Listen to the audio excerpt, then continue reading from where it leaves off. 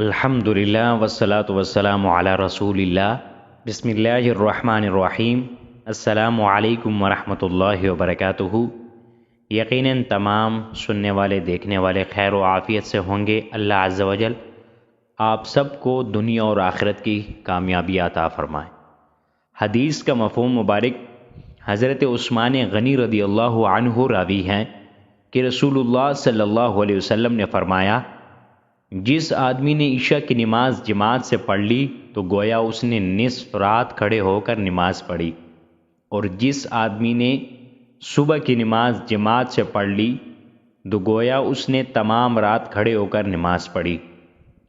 اگر حدیث کے ظاہری الفاظ کو دیکھا جائے تو اس سے یہ بات ثابت ہوتی ہے کہ صبح کی نماز کا ثواب عشاء کی نماز کے ثواب سے زیادہ ہے، جب ہی تو کہا گیا ہے کہ عشاء کی نماز باجماعت سے پڑھنے والا نصف رات تک نماز پڑھنے والے کے برابر ہوتا ہے، اور فجر کی نماز باجماعت سے پڑھنے والا پوری رات تک نماز پڑھنے والے کے برابر ہوتا ہے۔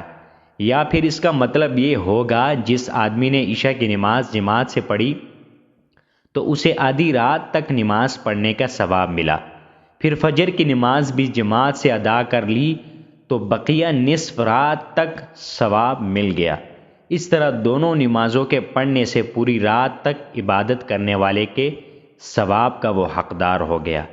اللہ عز و جل ہمیں اس حدیث پر صحیح معنوں میں عمل کرنے کی توفیق عطا فرمائے، اور ہمارے اس چینل کو سبسکرائب کرے، لائک کرے، شیئر کرے اپنے دوستوں کے ساتھ۔